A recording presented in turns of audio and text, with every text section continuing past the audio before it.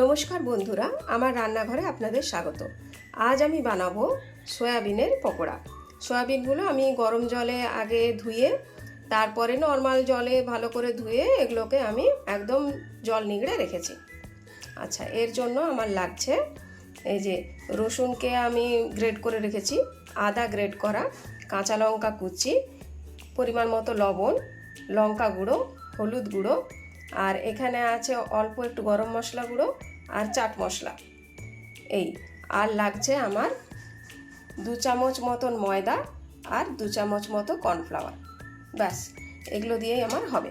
তাই প্রথমে আমি এই সব মশলাগুলো আমি সয়াবিনের মধ্যে দিয়ে ভালো করে মেখে নেব। গুঁড়ো মশলাগুলো সব দিয়ে দিলাম, আর এতে দিয়ে দেবো এই যে কর্নফ্লাওয়ার আর ময়দা। ব্যাস, এগুলো আমি এবারে ভালো করে মেখে নেব।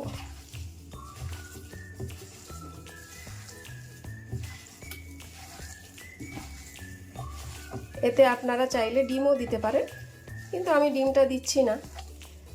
আর একবারেই তো আর সয়াবিনকে নিগড়ে জল বের করানো যায় না, অল্প জল থেকেই যায়। তাই যেটুকুনি জল ছিল সেইটুকুতেই আমার মাখাটা হয়ে যাচ্ছে।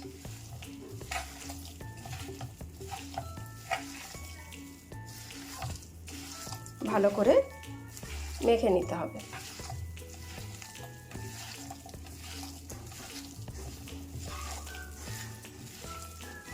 এগুলো আমি মাখিয়ে ফেরত আসছি। আপনারা চাইলে এতে ধনেপাতা কুচিও দিতে পারেন, কিন্তু এই মুহূর্তে আমার কাছে নেই তাই দিতে পারলাম না। নাহলে আপনারা চাইলে ধনেপাতা কুচি বা চাইলে পেঁয়াজ কুচিও আপনারা এতে অ্যাড করতে পারেন।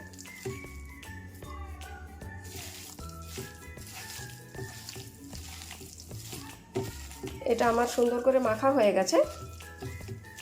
এরপর আমি এটা 10 মিনিট রেস্টে রেখে দেব। দেখুন বন্ধুরা, এরপর আমি কড়াটা গ্যাসে গরম করে সাদা তেল দিয়ে দিয়েছি। তেলটা আমি গরম করে নিচ্ছি। এরপর আমি এই তেলে সয়াবিনের পকোড়াগুলো ভেজে নেব। তেলটা আবার গরম হয়ে গেছে। এরপর আমি একটা একটা করে পকোড়া ভেজে নেব।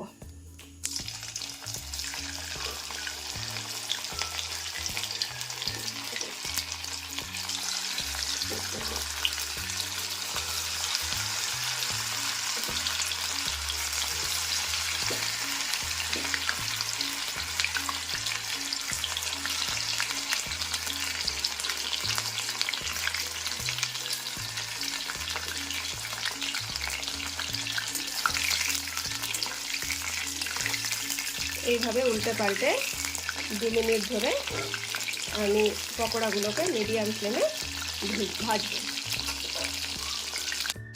দেখুন বন্ধুরা, আমার পকোড়াগুলো সুন্দর লাল লাল করে ভাজা হয়ে গেছে। দেখে চিকেন পকোড়ির মতনই মনে হচ্ছে। আপনারা চা কফির সাথে এগুলো খেতে পারেন। এভাবে আমি তুলে নেব, লাল লাল করে ভেজে তুলে নেব। তো এইভাবে আমি সব পকোড়াগুলো ভেজে নিচ্ছি। দেখুন বন্ধুরা, আমি পকোড়িগুলো সব ভেজে তুলে নিয়েছি।